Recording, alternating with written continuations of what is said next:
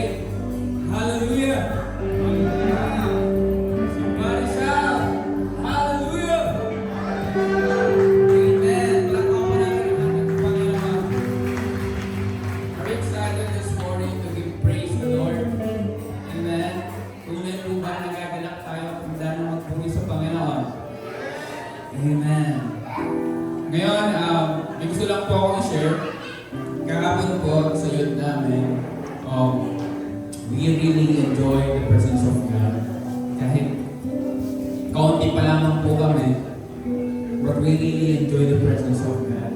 Tunay na kumikilos ang ating Panginoon sa kabataan ng Mosaic Church. Amen po ba? Dahil sila ay nagpapatuloy, nagiging consistent na magpuri sa Panginoon. God is good sa ating mga kabataan sa Mosaic Church, sa mga lingkod ng mga kabataan dito sa Mosaic Church. Tunay na kumikilos ang ating Panginoon. Amen.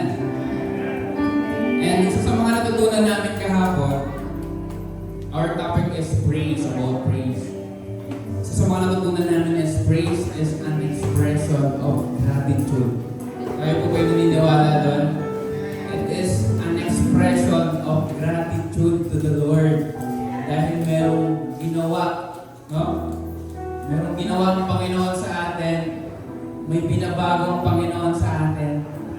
At tayo ngayon, no? Ibibigay ibigay natin yung papuri sa Panginoon. So this morning, paano po ba natin mapapakita yung tunay na pagpupuri sa Panginoon? Through dancing? Through singing? Through clapping? Or through jumping? Or making a joyful noise to Him? Come on, church!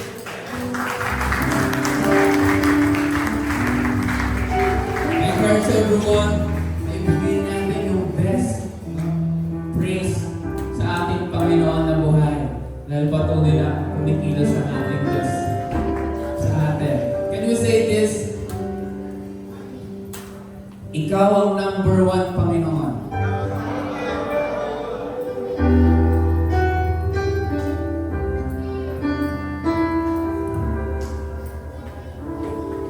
Ikaw lang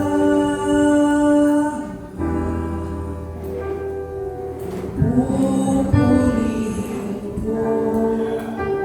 Ikaw lang ang sasambahin ko. Panginoong Jesus, Ikaw ang buhay ko. Pag-ibig mo'y tunay at totoo. Sa aking Ikaw ang number one sa aking puso. And you're the only one. Kung kailan man dumating, magtitiwala sa'yo. Mga salita mo ay di nagbabago.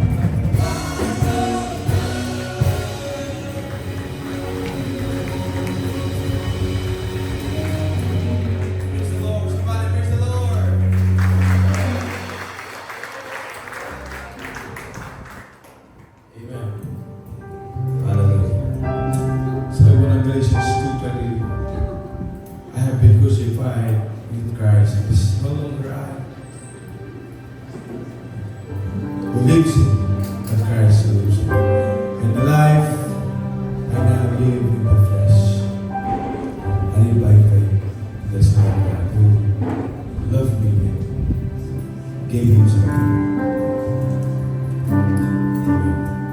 Thank you for your word, O Lord. Thank you, Jesus. It is no longer us, Lord, who lives in us, but you. Salamat, Panginoon.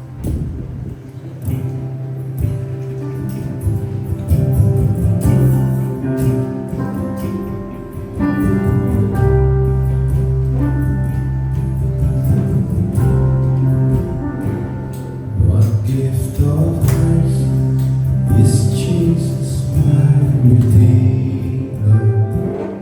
There is no more for heaven now to give. He is my joy, my righteousness and freedom. Let God's love complete and boundless. For this I hope, my hope is only Jesus. For my life is wholly bound to Him. Oh, how strange and divine I can see all is mine, yet the light to us.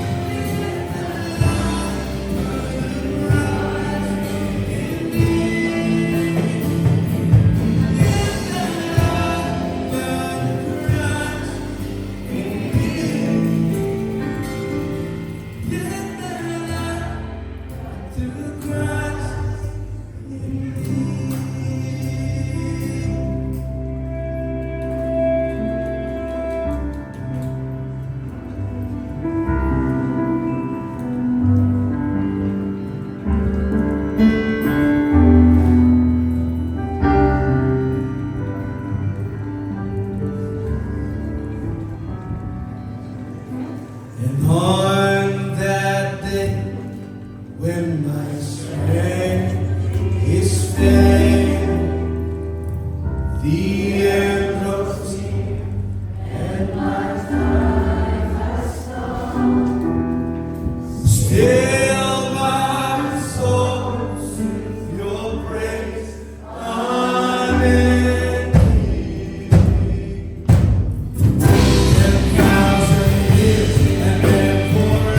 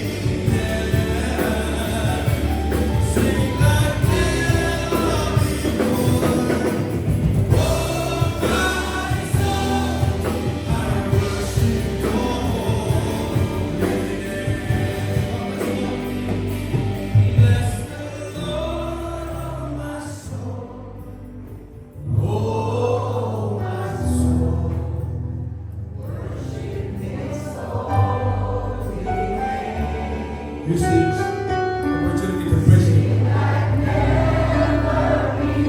Hanggang malakas mo dahil. Let everything within us praise Him. Hanggang kaya mo pang itaas yung kamay mo, kapatid.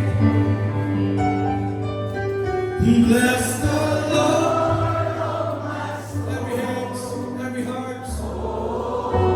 Worship you, Lord. I worship you.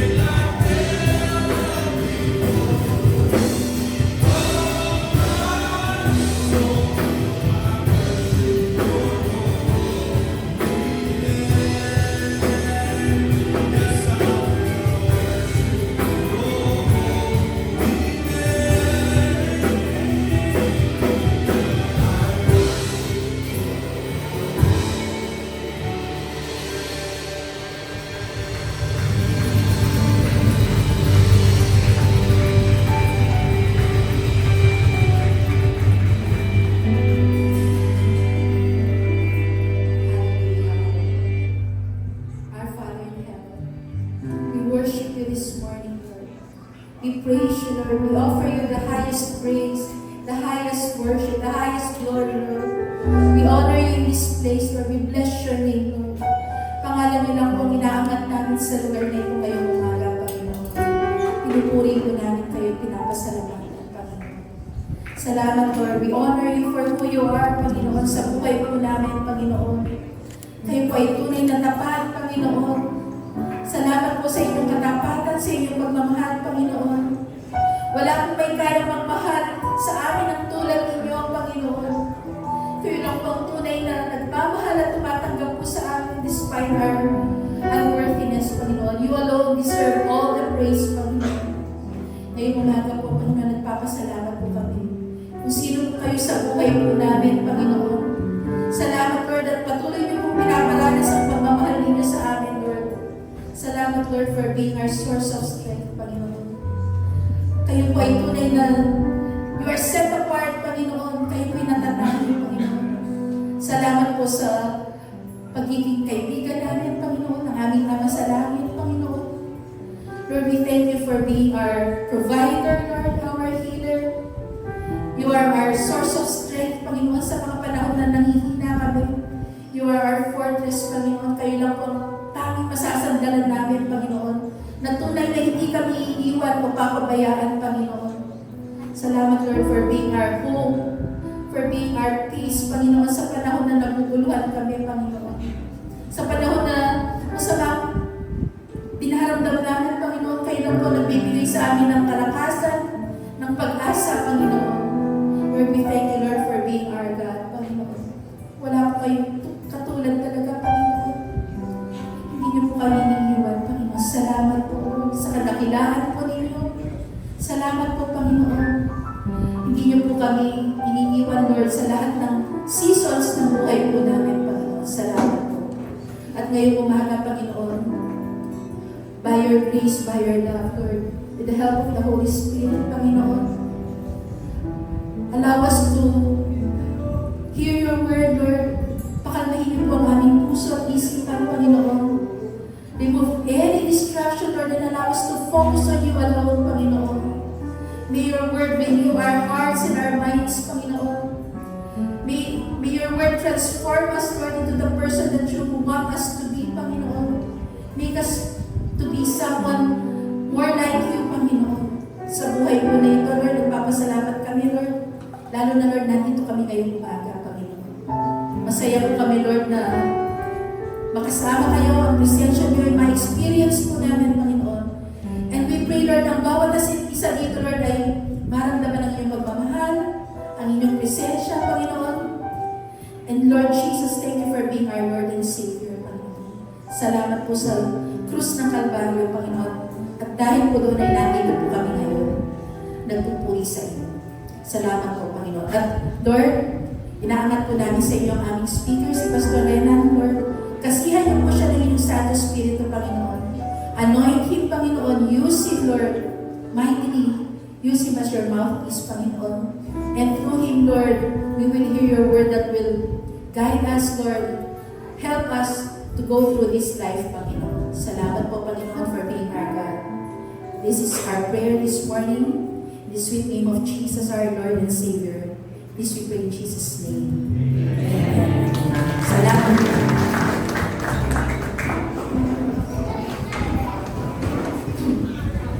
Kumusta po kayo? Salamat po at nandito kayo ngayong umaga. Masaya po kami at kasama namin kayo sa second service. Sino po dito ang nasa labas ng bahay kagabi na napakalakas po ng ulan? We thank God for His protection po, no? Ang dami pong nasaktan, nasiraan, na-stranded. And I thank God na nandito po tayo ngayong umaga. Ayan. Just a few announcement po. Meron po ba tayong first-timer? Meron po ba tayong naimbitahan na first-timer?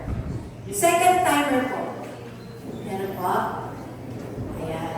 So, patuloy po tayong mag-imbita ng ating pamilya, mga kaibigan dito po sa Mosaic Church para sama-sama tayong lumalim sa Panginoon. Amen po. So, this Thursday, as our first announcement, pakisabi po sa katabi nyo, soaking ulit. Ayan. So this Thursday, we encourage you and we invite you to attend our soaking. Alam niyo po, hindi sapat ang linggo, no? Para makapiling natin at maramdaman ang presensya ng Panginoon. Every Thursday, we get to enjoy the presence of God. And gusto po namin na ma-experience niyo po ito. So we invite you on Thursday. No, ka-alternate po siya ng ating big small group. It will be at 6 o'clock p.m. Pakisabi po sa katabi nyo, kita-kita tayo. So you can come early para po ma-enjoy natin ang simpleng merienda na pinipili i-prepare po sa atin ng mga kapatid natin dito sa church. No? So, that will be Thursday, 6 o'clock, Soaking. Second announcement po, ayan, sa June 21, ano meron sa June 21? Father's Day. So, kung in-honor natin yung ating mga nanay noong May, no? At ang June po ay buwan ng ating mga tatay. Amen? So, hindi lang po natin sila ino-honor every day.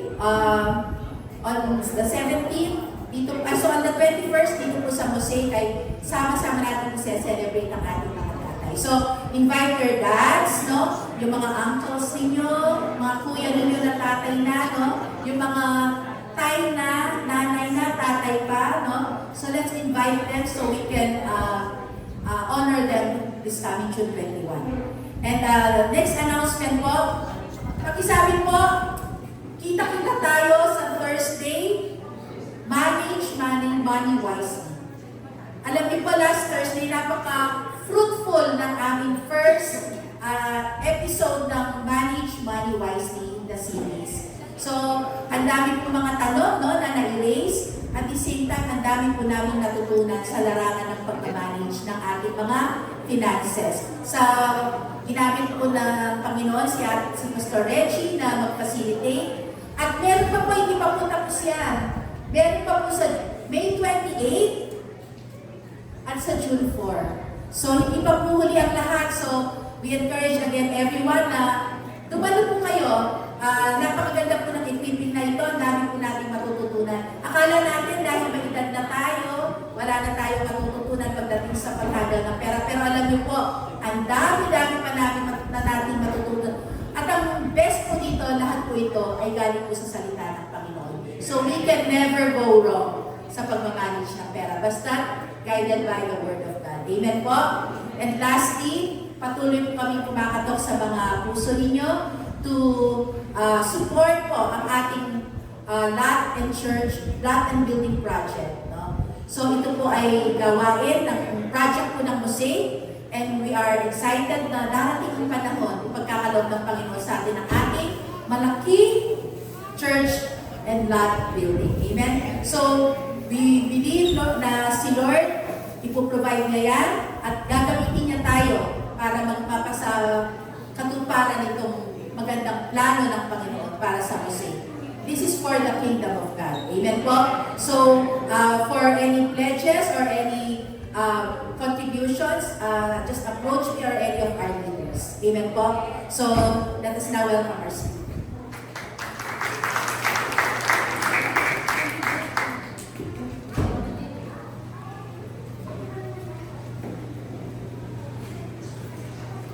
Good morning po. Sabi nga po sa katabi nyo, I am blessed you're here today. Amen. Meron lang po ba tayong mga first-timers? First-timers in the house? I think meron po, no? Yung pinsan po ni Isa, nandun po sila, no? Palapakan po natin sila. Sino pa po? Meron na po ba mga first-timers? I pray po and I hope na you would enjoy your time here with us po. And today po, we are still on our series entitled, ano po kasi? The Blessing of Giving. Pakisabi nga po sa katabi nyo, it is more blessed to give than to receive. Amen po ba? Naniniwala po ba tayo doon? That it is more blessed to give than to receive. Pero na lang daw po kapag Pasko. Kasi marami daw silang binibigyan kaysa sa nakakatanggap sila. Pero no, actually po, it is more blessed to give than to receive. Si Jesus po mismo ang nagsabi niya. Sa makikita po natin yan sa Acts chapter 20 verse 35. It is more blessed to give than to receive. Bakit po kaya? Para sa akin po, because maybe, it's because when you receive something, receiving can only transform your situation. Kapag may natanggap ka, it can only transform, no? Maaaring matatransform yung situation mo or yung circumstances mo. Di po ba? Pero kapag tayo yung nagbigay, giving can transform your heart. Kapag tayo po ang ibigay, mas malaki yung chance na mababago yung puso natin. Maaaring mas magiging generous tayo, mas magiging mapagmahal tayo, mas lalakas yung tiwala natin sa Panginoon. Giving develops our character more than receiving. That's why it is more blessed to give than to receive. This is why God wants us po to be generous givers. Gusto po ng Panginoon na tayo po ay maging generous sa pagbibigay. Gusto ni Lord po kasi maging katulad po natin siya. For He Himself is a generous giver. Tama po ba? Generous si Lord. Sino po dito yung binless ka ni Lord? Yung nakatanggap ka ng regalo, no? Nakatanggap ka ng sweldo mo, nakatanggap ka ng income, magandang income mo sa business mo. No? That's blessing. Yung lang magising ka today, it's already a blessing. Sabi ko nga kanina, yung hangin sa ilong natin, yung nilalagap natin, blessing na yan ng Panginoon. Amen po ba? Again po, everything na nakikita natin, everything that we have, came from the Lord. Kaya po, sa totoo lang, wala po tayong pagmamayari. Ito po yung ini-emphasize po natin throughout this series, that everything belongs to the Lord. Kaya nga po, lagi po natin kino-quote yung verse sa Psalm 24, verse 1, "The earth is the Lord's, and everything in it." Everything, pati good thing. Lahat sa Panginoon. So kung kay Lord lahat, it means we are just stewards. Stewards lang po tayo. Hindi po stewardess. No? Sa flight stewardess. Stewards. Ano po yung ibang words sa stewards? Managers. Taga-manage po ng mga binibigay sa atin ng Panginoon. Sa Tagalog, katiwala. Katiwala tayo ng Panginoon. And sabi po sa 1 Corinthians chapter 4, verse 2, "Moreover, it is required in stewards that one be found faithful." So required yan po ng Panginoon sa ating mga stewards niya na tayo maging tapat sa Kanya. Maging good stewards tayo. Maging good managers tayo ng mga bagay na ibinibigay sa atin ng Panginoon. Amen po ba? Last time po, we discussed that giving is not just about money. Kasi maaaring pwede kang magbigay ng oras mo. Di po ba? Maaaring magbigay ka ng prayer mo. O kaya kahit anumang klase ng tulong na pwede mong ibigay, pwede mong ibigay. So in short, pwede po tayo magbigay ng ating 3 T's. No? Time, pwede ka magbigay ng time, pwede ka magbigay ng treasure, pwede ka magbigay ng talents mo. No? So, today po, we would focus po today is yung treasure. Sa treasure tayo mag-focus ngayon. And more specifically about money. Pag-isabi nga po sa katabi mo, penging pera. Penging money.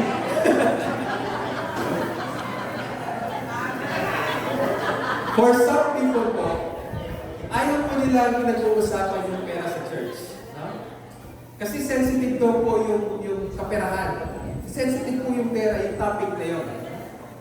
But tulad nga po na sinabi ni Pastor Vilta, sinabi ni Pastor Reggie, ang Bible na mismo, sobrang daming verses, over 2,000 verses ay patungkol sa pera, patungkol sa wealth. No? And si Jesus, mas maraming beses pa niyang pinag-usapan yung money compare sa langit at saka sa impyerno. Ibig sabihin, it means napakahalaga at kailangan natin pag-usapan yung pera sa church. Amen po ba? Now, remember, God wants us po, no? Tulad po na sinabi ko kanina, God wants us to be good stewards, good managers na kung ano yung binibigay niya sa atin. So, ang tanong po, ano po sa tingin ninyo ang gusto unang ipagawa sa atin ni Lord kung siya ang masusunod? kung siya ang masusunod sa finances natin, kung siya ang masusunod sa pera natin, sa treasures natin, ano kaya yung una niyang gustong ipagawa sa atin? I believe the answer po is found in Proverbs chapter 3, verse 9. Honor the Lord with your possessions and with the first fruits of all your income. I increase, no? So, first thing that we should do with our money is to honor Him. Amen po ba? Ang una pong bagay na dapat nang gawin natin sa pera natin is parangalan natin ang Diyos. Amen. That's why today po our message is entitled Honoring the Giver through Giving. Pakisabi nga po. So, let's bow our heads and let's pray. Lord, salamat po for another day, Lord. Another time, Panginoon, that we would learn from your message today. Buksan niyo po ang bawat puso na naririto, Panginoon. May we receive fully, Lord, yung salita ninyo. May we trust in you, Lord. May we be a generous giver, Panginoon, as we journey with you, O God. Salamat po for all the blessings that you have given us, O Lord. Thank you, Lord, for being faithful to us, O Lord. In Jesus' name we pray. Amen. Question po. How do we usually worship God? Usually po, paano natin binu-worship ang Panginoon? We worship God through singing, no? Through songs. Di po ba? Kanina, tayo po ay nag-praise and worship. No? We worship God through prayer. Kapag tayo nananalangin, binu-worship natin ang Panginoon. We worship God through studying His Word. No? We worship God through obeying His commands. We worship Him when we attend the church. No? Every Sunday, every Thursday, nandyan ka to worship Him. But one often overlooked aspect po, yung madalas daw kong nakakaligtaan na aspeto ng worship is giving back to God. Madalas po, nakakalimutan yun, na ang worship is giving back to God. Kapag binasa po natin yung Old Testament, we would see kung gaano po kahalaga yung pagbibigay sa Panginoon as a sign of worship. Simula pa lamang po kay Cain at Abel. Sino pong nakakilala kay Cain at Abel? Si Cain at Abel, sila po yung anak ni Adam and Eve, yung mga naunang tao. Si Adam and Eve, anak nila, sila Cain and Abel. Kapag nag-worship po si Cain at Abel, hindi po sila mag-worship ng empty-handed or walang dala. Meron po silang i-offer sa Panginoon. Si Cain, ano yung in-offer niya kay Lord? Yung fruits, no? Yung fruits of the ground, nakalagay sa Bible, the fruits of the ground. Tapos, si Abel, ano po yung binigay niya? The first, sabi doon, the first flock. No? Ibig sabihin, yung talagang pinili ni Abel, yung ibibigay niya sa Panginoon. No? Gusto niya yung the best, yung first, yun yung ibibigay niya sa Panginoon. And so, kaninong offering ang binless ni Lord? Kay Cain o kay Abel? Kay Abel. Because si Abel, pag nagbigay siya, yung best. No? Yung pinag-isipan talaga niya. No? Yun yung talaga binibigay niya. And so yun yung binibless ng Panginoon. And siguro po, it is safe to say na natutunan ni Cain at Abel ang pag-o-offer kay Lord as a sign of worship sa kanilang mga magulang. No? Si kay Adam and Eve. No? Kasi sino pa ba magtutulong sa kanila? Wala namang ibang tao. Yung mga magulang lang nila. And it is safe to say na even si Adam and Eve, nagbibigay din. No? Nag-o-offer din sila sa Panginoon. It is a practice na kapag nag-worship ka kay Lord, you offer something to Him. Amen po ba? Hindi lang po sila. No? There was also a time wherein si Abraham, who is the father of many nations, there was a time nag-offer din po siya sa Panginoon. Nung nanalo po siya sa isang battle, no, sa isang gera, 10% or yung 10th of the spoils of the war, yung 10% ng mga nakuha niya na plunder niya sa gera, binigay niya kay Melchizedek, who was a high priest of the Most High God. And so, ibig sabihin, in-offer ni Abraham yung tenth, no? Na kanyang nakuha sa Panginoon. And yung ginamit mo na Hebrew word doon is maaser. Pakisabi nga po, maaser. So, diyan po nakuha sa maaser yung word na tithe. Tithe. So, maaser means tithe, and tithe means 10%. So, lahat yan, 10%. No? So, even po si Jacob, yung apo po ni Abraham, there was a time po na he made a vow to the Lord when he encountered God on a dream. So, napanaginipan niya yung Panginoon.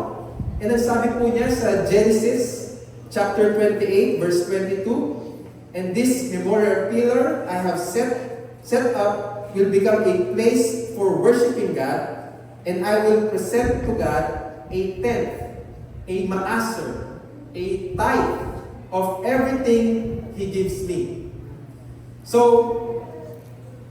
he vowed to the Lord na gagawa siya ng altar of worship at ibibigay niya yung 10% ng lahat ng natatanggap niya sa Panginoon. So kung titignan po natin, seemingly, before pa yung panahon ni Moses, bago pa yung panahon ni Moses, bago pa yung Mosaic Law, seemingly may nagbigay na ng tithe nila. No?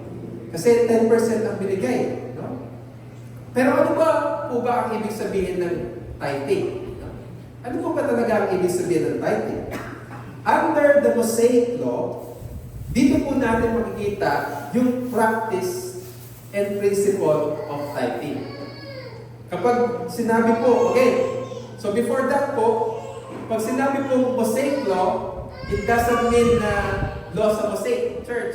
No? Hindi siya batas dito sa Mosaic. Mosaic Law means the set of laws na binigay ni Lord para sa mga Israelites through Moses. No? Kaya tinawag ng Mosaic Law. Some people, tinawag po nila yan as Law of Moses. Kasi po binigay po ni Lord yung law na yan kay Moses to give sa mga Israelites. Ano po ba yung mga under dyan sa law? Diyan po yung po makikita yung Ten Commandments. Diyan mo rin makikita yung Civil Law of Israel. Diyan mo makikita yung religious and ceremonial laws. Yung sacrifices, yung festivals, yung dietary laws, yung dapat mong kainin, yung mga hindi mo dapat kainin. No? And of course, diyan mo rin makikita yung tithing. So, ano po ba yung tithing under the Mosaic Law?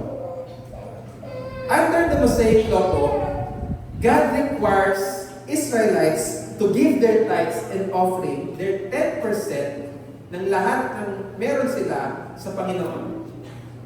Nire-require ni Lord na ibigay ng mga Israelites yung 10% sa templo.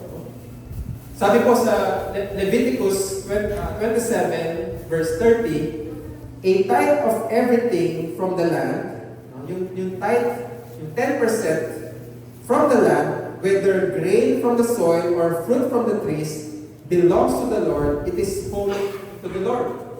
So sinasabi dyan na yung 10%, it is holy, it is set apart para sa Panginoon. No? And in Malachi chapter 3 verse 10, sabi po dyan, bring the whole tithe into the storehouse. Yung buong 10%, ibigay mo sa storehouse, which is the temple, that there may be food in my house.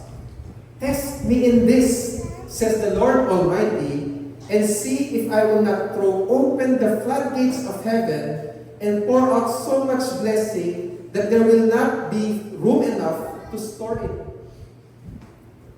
So ang purpose po ng Panginoon, why He wanted the Israelites to give their tithes and offering, so para meron pong food sa storehouse, para meron food sa templo.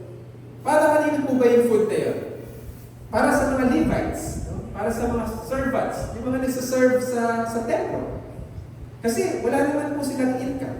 Di po ba? No? And so kailangan may magbigay. No? And to sustain the temple, kailangan meron nagbibigay ng tithes and offering nila. And doon din po nila kinukuha actually yung mga pinagtutulong nila sa mga mahihirap. Doon sa mga widows. No? Yun din po yung kinukuha nila. During their festivals, their feasts, yun din po yung ginagamit nila. And so, God wants them to give their tithes regularly. And another purpose po ng Panginoon, kung bakit gusto niya ay mag-tithes ang kanyang mga anak na mga Israelites, it's because God wants to bless them abundantly. Gusto ni Lord, i-bless niya yung mga anak niya. No? Abundantly. Kaya nga sabi niya dyan test me in this. Nowhere else in the Bible, mahahanap mo na subukan mo ako. Sabi ni Lord. Diyan lang. Sabi niya, subukan mo. And see kung hindi ako faithful sa'yo. Subukan mo. Maging faithful sa akin. Kung paano kita i-bless. But how can God bless you kung hindi tayo marunong magbigay? Di po ba? How can God bless you, yung finances mo, kung hindi mo siya uunahin sa finances mo? Now, there are different types po, or different views pagdating po sa tithing. May dalawang pong view pagdating sa tithing. One is saying na under the Mosaic law pa yan, yung tithing na yan, so it means we are no longer required to give our tithes kasi Mosaic law pa yan. We are not under the law, we are under grace na. We are, di na tayo dun sa Old Covenant, nasa New Covenant na tayo. So hindi na natin kailangan mag-tithes. And then the other view naman, it says, we are still required to give our tithes and offering. Kasi, meron pa rin naman tayong church. No? Kasi meron pa rin, kumbaga yung modern day church natin is yung templo. So we have to give our tithes and offering. So, question po, do we encourage everyone to give back to God through their tithing? Ini-encourage po ba natin dito sa Mosaic na magbigay ng tithes nila sa Panginoon? The answer po, yes. We encourage everyone na magbigay ng tithes nila. Not because we are required to, but because it is the good starting point ng pagbibigay natin sa Panginoon sa mga pinagkatiwala natin pinagkatiwala niya sa atin. Amen po ba? Lalo na kapag may mga tao naman na hindi nila alam kung magkano ibibigay nila.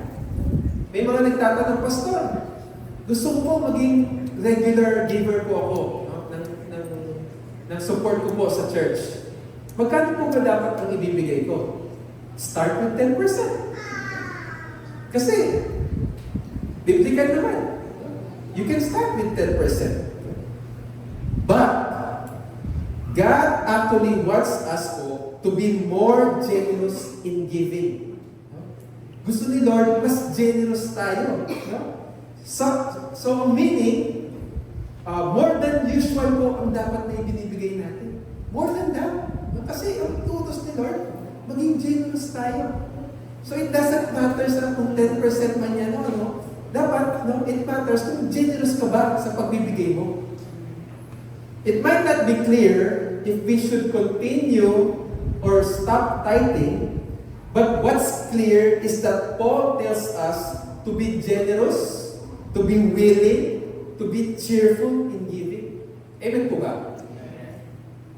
Sabi po niya sa 2 Corinthians chapter 9 verse 6 to 7, whoever sows sparingly will also reap sparingly, and whoever sows generously will also reap generously. So ibig sabihin, maging generous tayo sa pagbibigay natin. Each of you, bawat isa sa inyo, you should give what you have decided in your heart.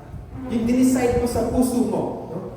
Not reluctantly or under compulsion. Hindi ka napilitan. Mind you po, ang kausap ko ni Paul dito, yung context nito, ang kausap niya, believers na. Yung mga taong binago na ni Lord yung puso nila. Yung mga taong nasa puso nila ay yung Holy Spirit na. And so sabi niya, according to your heart, ikaw ay magbigay.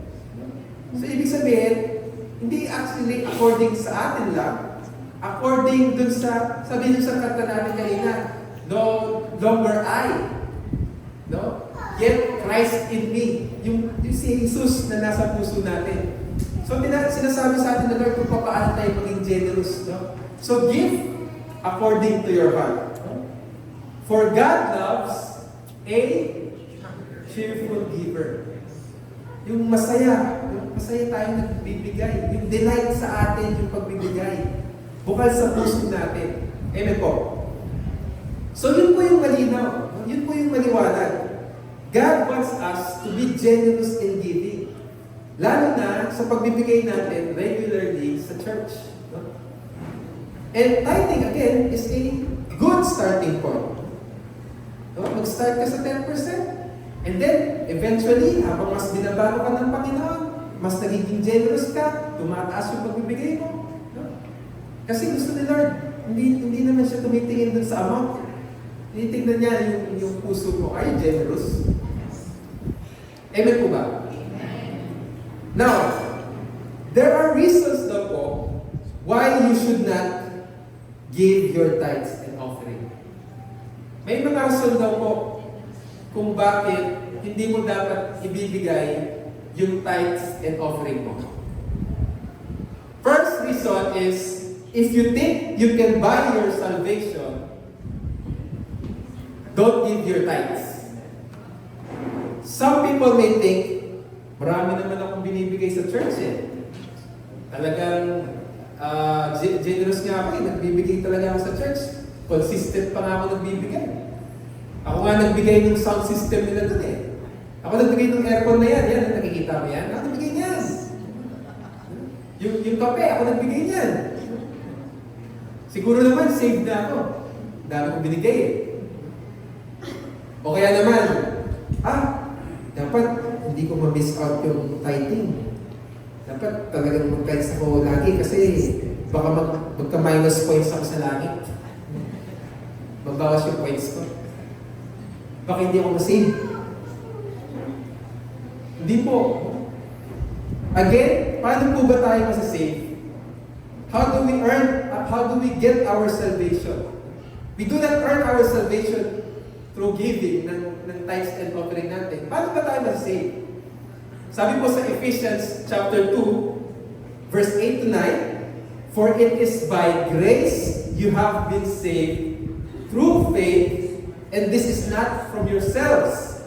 It is the gift of God, not by works, so that no one can boast. So it is the grace of God. Grasya lang ng Panginoon. Gift sa atin ng Panginoon yung mag-save tayo. If we put, through faith, if we put our faith in Him. Kapag nagtiwala ka sa Panginoon, you accept Him as your Lord and Savior. That is how you will be saved. It's not because na magaling tayo. It's not because sa mga binigay natin. It's not because na mabait tayo. It's because mabait si Lord sa atin. Because He's the one who is gracious sa atin. So again po, we do not tithe to buy God's salvation. Pangalawa pong reason why we should not give our tithes, if you are just appeasing a guilty conscience. Kapag ikaw ay nagbibigay lang ng tithes mo dahil nagigilty ka, may nagawa ka, do not give your tithe. Some people would think, magbibigay ako ng extra today. Damihan ko yung pagbibigay ko ngayon kasi may nagawa akong masama eh. May nagawa akong mali. Dadagdagan ko na lang. O kaya naman, parang yung pagbibigay natin, guilt trip lang. No? Totoo namang wala kang mabibigay. No? Alam mo wala ka namang mabibigay. Kaso, baka iniisip ko, ano kaya sabihin ni iba kung di ako nagbigay? Bigay na lang ako. So parang napilitan ka lang dun sa pagbibigay. Gusto ba ni Lord yun? Kung napilitan ka? Hindi. So kung napipilitan ka lang, huwag mo lang magbigay. Again, God wants a cheerful giver. Gusto ni Lord yung bukal sa puso natin, yung pagbibigay natin. Yung masaya ka na nagbibigay tayo. Amen po ba? Third reason po, kung bakit hindi natin dapat ibigay ang tithe natin if you think you are buying God's blessing. Kung tingin mo, mabibili mo yung blessing ng Panginoon, do not give your tithe. Tithing is not transactional. Yung tithing po, hindi siya yung parang may binili ka. No? I want this to be clear po. We do not give just to receive more. Hindi tayo nagbibigay para makareceive lang tayo ng mas marami. No? Hindi, it does not mean na kapag nagbigay tayo ng 100, tatanggap tayo ng 1,000. For some churches, no, sasabihin, no, if you give 1,000, you would receive 1,000,000. Prosperity gospel, no? Hindi po tayo ganoon. Kaya lang po tayo nagbibigay para may makuha tayo. Hindi po tayo ganoon. No? Why do we tithe? Bakit pa tayo nagbibigay ng tithes natin? The primary reason is because we love God. We love God. No?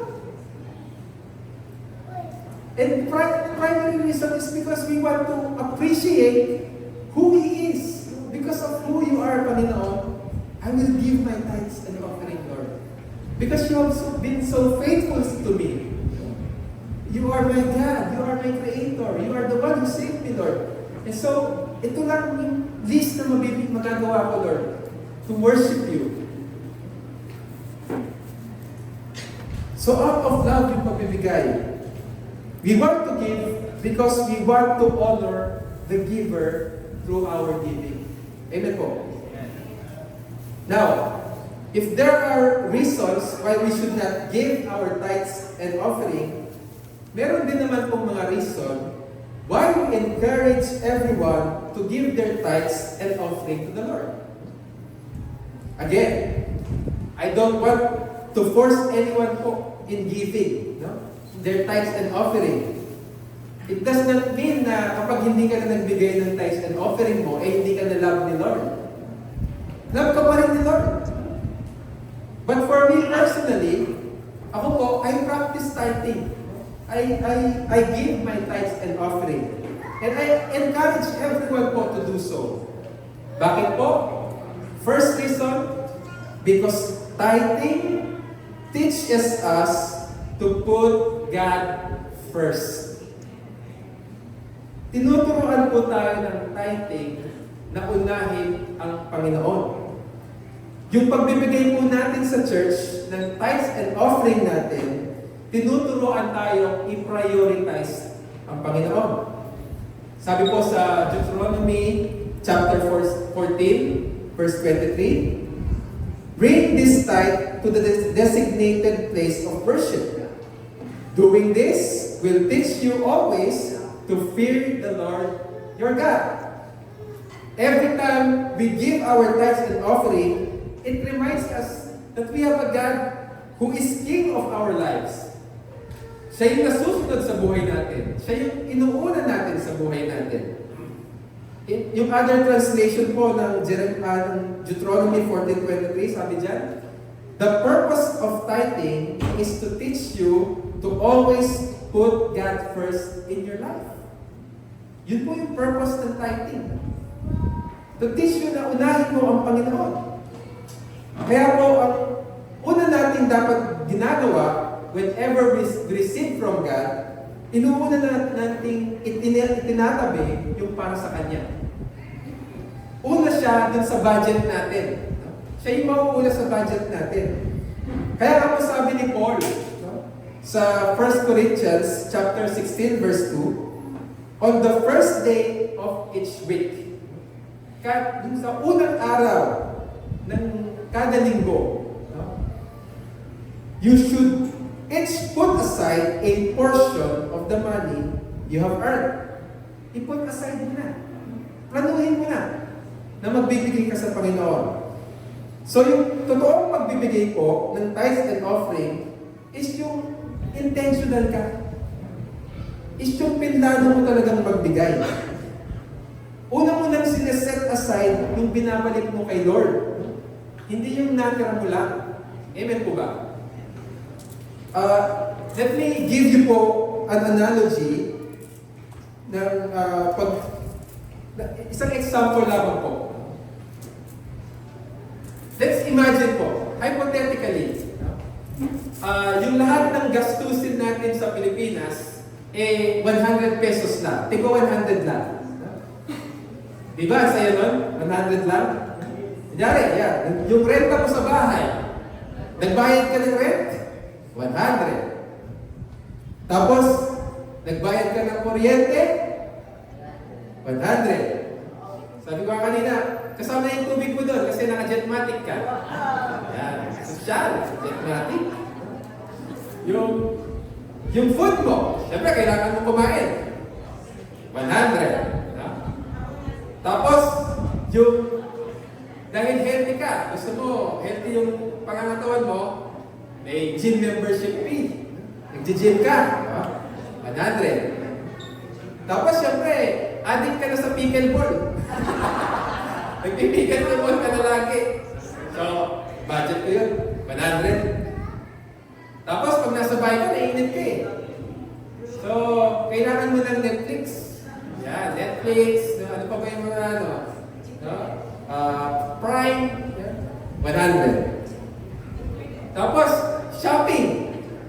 Oh, gusto mo mag-shopping eh. Gusto mo may bago mong sapatos. Maganda yung OOTD mo. So, 100. Tapos, hindi ka nabubuhay nang wala kang kape. Sino dito? Lagi kang pumupunta sa Brunit. Lagi kang pumupunta sa Chusen. Yan, no? So, kailangan meron mong pangkape. 100. Tapos, syempre, mapag-travel ka. Mapag-joyride ka. So, kailangan mo ng 100. So, meron natira. May natira. 100. Ngayon, balak mo na itong ibigay as your tithes. Ay, may natira. Tanong ko, do we still consider this as tithe? 10% siya eh. Kaso, hindi mo siya pinagplanuhan. Diba? Hindi siya yung first. Hindi siya yung best. Hindi ka naging intentional. Ano bang gusto ni Lord? Yung gusto ni Lord yung first. Yung best yung ibibigay mo sa Kanya. Yung talagang intentional ka na magbibigay ka. Amen po ba? Kasi it doesn't matter that hindi naman kailangan yung amount. No? What matter is kung una ba si Lord sa buhay mo? Unang priority ba si Lord sa finances mo? Yun po yung gusto makita ni Lord. No? That every time we give our tithes and offering, let it be a form of worship. Sabihin mo, Lord, I give this to you because I love you, Lord. Lord, I give this to you because of who you are, Lord, sa buhay ko. Binibigay ko to Lord because you have been so faithful to me. You have been so great in my life, Panginoon. Hindi ko kaya nang wala ka, Panginoon. And I just want to honor you, Lord, through my giving. Alam ko po na hindi po ito madali sa iba. Hindi siya easy para sa iba. Some may say, ang hirap naman yan, Pastor. 10%. Ang laki naman yan para sa akin. Ibig sabihin, kailangan ko bang i-rearrange yung buhay ko para lang ma-prioritize ko si Lord? Well, kailangan. Ibig sabihin yan, Pastor, kailangan meron pa dapat akong i-give up para lang ma-honor ko si Lord? Well, you're getting the point. That's exactly the point. May mga kailangan po tayong i-give up dito sa mundong ito in order to prioritize the most important thing. Kasi po, kailangan po sa lahat ng bagay, una ang Panginoon. Amen po ba? Sa lahat ng aspect ng buhay mo, una si Lord. Sa araw-araw mo, una si Lord. Kagising mo pala ng umaga, you pray. You do your devotion. You read your Bible. Hindi lang sa araw, sa buong linggo mo. Una ang Panginoon. Every Sunday, nandyan ka. You worship Him. Nakikinig ka ng salita ng Panginoon. You bless your whole week, no? Dahil, bless your whole week mo dahil every Sunday, nandyan ka. Sa lahat po ng bagay, si Lord dapat ang una. Lalong-lalo na sa pera natin. Sa finances natin, siya dapat ang mauna. Pag inuna po natin si Lord sa finances natin, it would demonstrate that God is first in our lives. Kapag una siya sa kaperahan natin, makikita na talagang una si Lord sa buhay mo. So tithing, again po, no, teaches us to put God first in our lives. Second reason why we encourage everyone to tithe, it's because tithing teaches us how to truly love.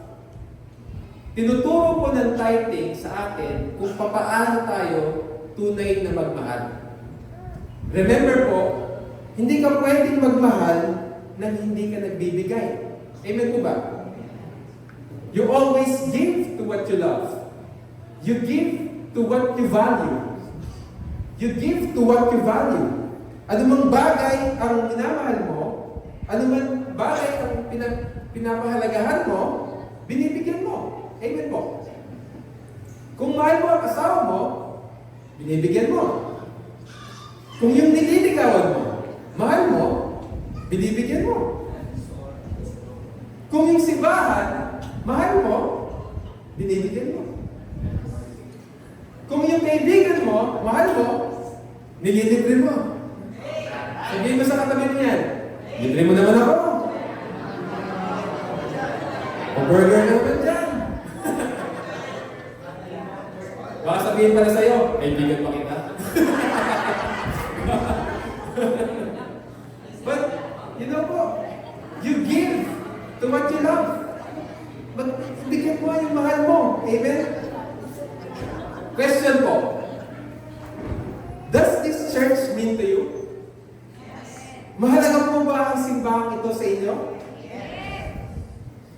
Now, kahit pag po kayo magtaas ng kamay, kahit sumigaw ka lang ng amen, sino po rito ang natutulungan ng church na ito? Sino po rito ang nakilala mo ng gusto ng Diyos dahil sa church na ito? Napagsilbihan po ba kayo ng mga pastor? Napagsilbihan po ba kayo ng mga worship team? Ng mga ministers? Food ministry din natin? Then I encourage you, give to what you value. Give to what you value. Kung pinakain ka, pakainin mo. Kung sinuportahan ka, suportahan mo. Kung tinulungan ka, tulungan mo. Kung pinag-pray ka, mag-pray mo din. Amen po ba? Sa gym nga po, di ba, kapag buti pa daw po kapag nag-gym. Nagbabayad daw po tayo ng membership fee. Sino po mga nag-gym dyan? Nagbabayad ka ng membership fee. No? Kahit once a month mo lang ginagamit. Once a month ka lang naman sa gym. No? Sa gym daw po, kapag hindi ka na ulit nagbayad ng membership fee, ano mangyayari? Cancel. Cancel na yung membership fee mo. O kaya, let's put it this way, yung sa kuryente, no? Yung kuryente mo, pag di mo binayad, ano mangyayari? Putol. Yung internet mo, kapag di mo binayad, putol. Sabi mo, kahit binayad mo, putol. Walang internet, wala namang internet. Pero nonetheless, tuloy-tuloy ka pa rin nagbabayad. No? Imagine po, kunwari lang, kung apply mo kaya natin dito sa church? No? May membership fee. Tapos, kapag di ka nagbayad ng membership fee, sasabihin ng welcomer sa'yo, "Ops, di na po kayo welcome dito. Due na po yung membership fee niyo. Late na nga po kayo ng 2 months eh." Pakibalik po yung pansit ni Aching Nati. Pakibalik po yung kape. Huwag niyo pong inumin yan ha. Yung tubig po, mahal po yan. Paano po kung gano'n? Alam niyo po, we are so blessed. No? Kasi po, ang church is an organization na kahit di ka magbigay, tanggap ka pa rin. Kahit hindi ka magbigay, welcome ka pa rin sa church. Amen po ba? Pero sana po, if we truly love our church, kung mahal po talaga natin yung church, if we truly love the work of God, kung kaya naman po natin, maging faithful po tayo sa pagsuporta ng gawain ng Panginoon. Kung kaya daw po natin magbigay ng membership fee sa gym, at ang kaya lang gawin ng gym is tulungan kang maging healthy physically. How much more pa kaya ang dapat natin ibigay sa church na tinutulungan kang maging healthy spiritually? Kung titimbangin natin, ano po ba yung mas mabigat? Fair po ba yung pagbibigay natin? We can say all day po na we love God. I love the Lord. Pero nasaan po natin nilalaan yung mga pera natin? Saan natin nilalaan yung finances natin? Saan natin dinadala yung pera natin? Kasi po, Jesus said in Matthew chapter 6 verse 21, "For where your treasure is, there your heart will also be." Kung nasaan yung treasure mo, kung nasaan yung pera mo, nandoon yung puso mo. Self-check.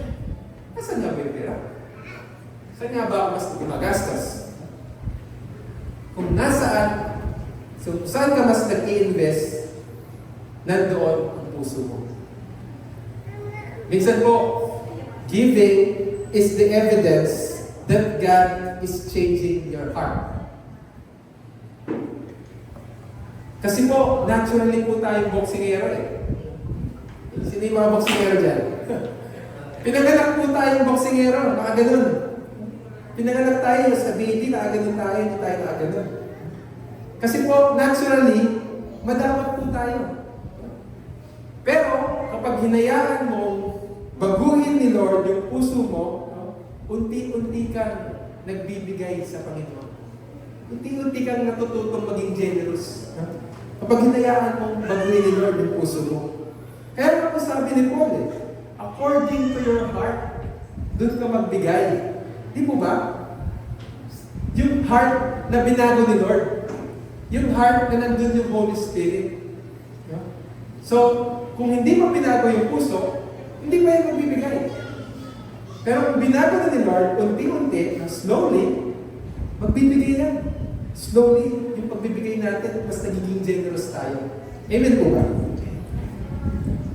So again po, why do we encourage everyone to give their tithes and offering? First, because tithing teaches us to put God first. Tinuturuan tayo ng tithing na unahin ang Panginoon. Pangalawa po, tithing teaches us how to truly love. Tinuturuan tayo ng tithing kung paano tayo tunay na magmahal. And pangatlo po, lastly, tithing helps us to break our fear and build our faith. It is natural po, minsan, na kapag tayo po ay nagbibigay, fear creeps in. Pag nagbibigay tayo minsan, tayo ay natatakot. Iniisip mo, kapag nagbigay ako, baka ako naman ang mawalan. Baka magkulangan naman ako kapag nagbigay ako. O kaya iniisip mo, konti na nga lang to eh. Konti na nga lang kung meron ako eh. Ba't magbibigay pa ako? Hindi ko afford yan. Hindi ko afford yung pagtatay. Di ko afford yung pagbibigay sa Panginoon. But you know what? Hindi mo daw talaga magiging afford, hindi mo talaga ma-afford mag-tithe hanggat hindi ka nagta-tithe. You'll never be able to afford tithing until you tithe. Bakit po? Because there are blessings that God promises for people who take a step of faith. Sa mga tao willing take a step of faith, may promise si Lord. Promise ni Lord na He will bless you. Remember po, yung first Bible verse natin kanina, sabi dyan, Proverbs 3 verse 9 to 10, honor the Lord with your possessions and with the first fruits of all your increase. So, i-honor mo daw si Lord dun sa mga first fruits mo. Una mong i-honor si Lord. No? And then, ano po mangyayari kapag in-honor mo si Lord sa finances mo? Verse 10 says, so your barns will be filled with plenty, and your vats will overflow. Kapag nagtiwala po tayo sa Panginoon, through our giving, kapag sinimulan po natin unahin si Lord sa finances natin, pag inuna natin si Lord sa pera natin, I tell you po, siya ang bahala sa'yo.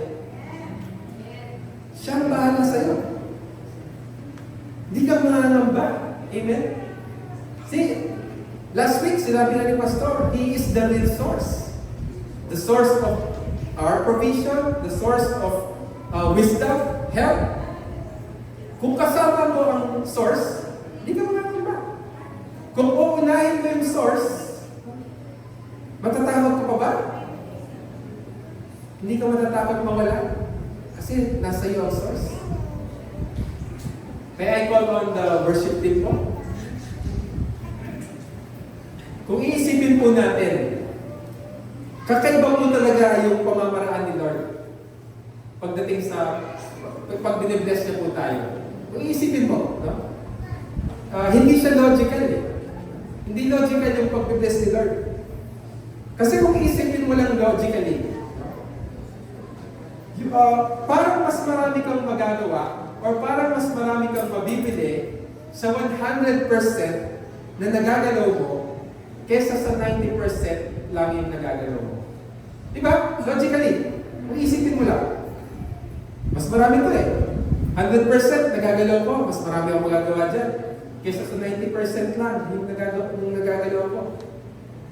Pero alam niyo po, mas marami kang magagawa sa 90% na binless ng Panginoon kesa sa 100% na wala yung blessing ng Panginoon. Pag inuna mo siya sa finances mo, i-bless niya yung the rest ng meron ka. Kasi yung principle, unahin natin si Lord. Amen po ba? Bakit gano'n? No? Bakit kaya gano'n? Lord, bakit gano'n? Bakit kailangan pa? Mabawasan muna ako. Lord, kailangan pa mag-worry muna ako. No? Dapat magbigay muna ako, Lord. Kasi po, ano pong tinuturo sa atin ni Lord, no? He is teaching us to walk by faith. Tinuturoan niya po tayo mag-walk by faith. No? Yung magtiwala tayo sa Kanya. Yung dumipende tayo sa Kanya. Hindi sa resources natin, kundi sa source. Dumipende tayo sa Kanya. Tinuturoan niya tayong lahat, even our children, even the next generation sa atin, mga apu-apuhan natin, to walk by faith. And sana po, yun po yung maipasa natin sa mga anak din po natin. Yung maging faithful sa Panginoon. Ako po, sabi ko nga po kanina, personally, I've seen kung paano naging faithful yung mga magulang ko sa pagtulong sa church. Hindi lang po sa kanilang time, hindi lang sa kanilang efforts, even in their finances. Unang Panginoon. And dahil doon, nakita ko rin naging faithful si Lord. Binlis kami ng matindi ng Panginoon dahil naging faithful din po sila. And so, gusto ko din i-apply yun sa buhay ko. Ina-apply ko yun sa buhay ko. Because even for me personally, nakita ko gano'n ka-faithful si Lord. Kapag inuna ko siya, hindi ko kailangan mangamba. Inuuna ko siya eh. Siya yung bahala sa akin eh. Sana po yun din po yung mapasa natin sa mga anak natin, sa mga apo natin. Yung faith. Yung faith po, napapasa yan. Napapasa yan. Kung mula kila Abraham, napasa niya kila Jacob, kay Isaac, kila Jacob. Yung faith napapasa yan. Alam niyo po, ano pa yung napapasa? Yung greed. Greediness. Kung hanggang ngayon, greedy pa rin tayo, papapasa din yan sa mga apo-apo natin. So, ano yung gusto natin ipasa? Yung faith. Pakita natin na meron tayong faith sa Panginoon. Pakita natin na inuuna natin si Lord. Amen po ba? Kasi po kapag inuna ko si Lord, siya ang bahala sa'yo. Sabi nga niya, look at the birds. Tingnan mo yung mga ibon. Sila nga hindi ko pinapabayaan. Ikaw pa kaya? Ikaw pa kaya na mahal ko, na anak ko? Papabayaan ba kita?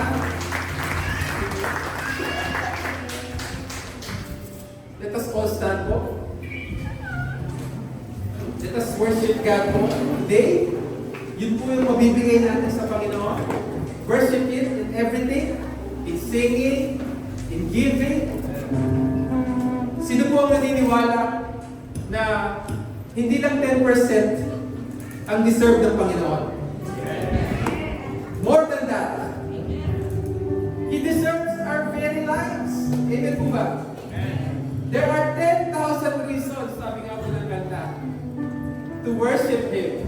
Why He deserves all our praise. Why He deserves our generosity. Why He deserves lahat ng meron tayo. He has been faithful to us. Woo! Grabe, yung goodness ni Lord sa atin.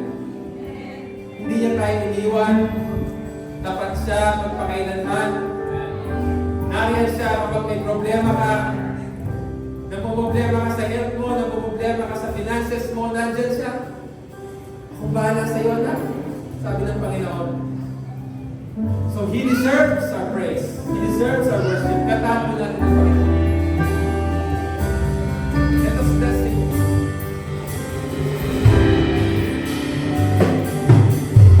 You're rich in love and you're slow to anger.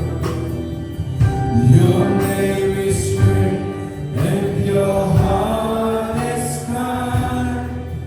For all your goodness I will keep on singing. 10,000 reasons for my heart to find.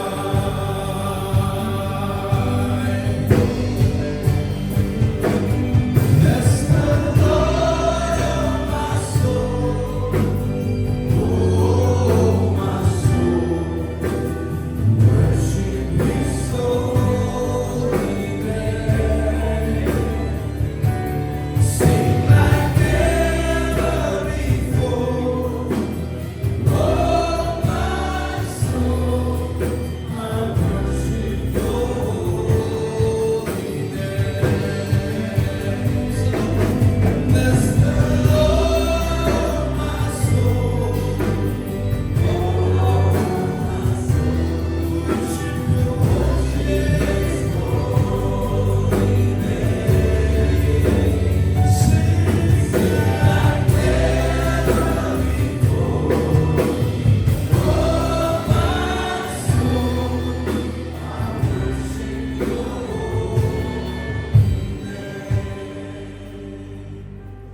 Yes, Lord, we worship You, Lord. Salamat po, Panginoon, sa mabutihan ninyo, Lord. You have been faithful to us, O Lord. Thank You, Lord, for making us realize, Panginoon, na kayo po ay laging nariyan para sa amin, Panginoon. Thank You, Lord, for teaching us, Lord, to put You first, O God, sa lahat ng bagay, Panginoon. Lord, turuan Niyo po kami, Lord, sa araw-araw, Lord, na unahin ka sa lahat ng bagay, sa pamilya, sa business namin, sa mga trabaho namin, sa mga school namin, Lord, sa lahat ng mga ginagawa po namin, even sa aming pagbibigay, Panginoon, mauna ka, Lord. Mauna ka sa aming mga finances, Panginoon. Salamat po, Lord, for your promises to us, Lord, na hindi niyo po kami pababayaan, hindi niyo po kami iiwan kailanman, Panginoon. Salamat po, Lord. And Lord, as we give our tithes and offering today, Lord, may you bless it, Lord. May it be a form of worship, Panginoon. May it be an appreciation, Panginoon, sa inyo, Panginoon. May we honor you, Lord, the giver, through our giving, Panginoon. Salamat po. In Jesus' name we pray. Amen.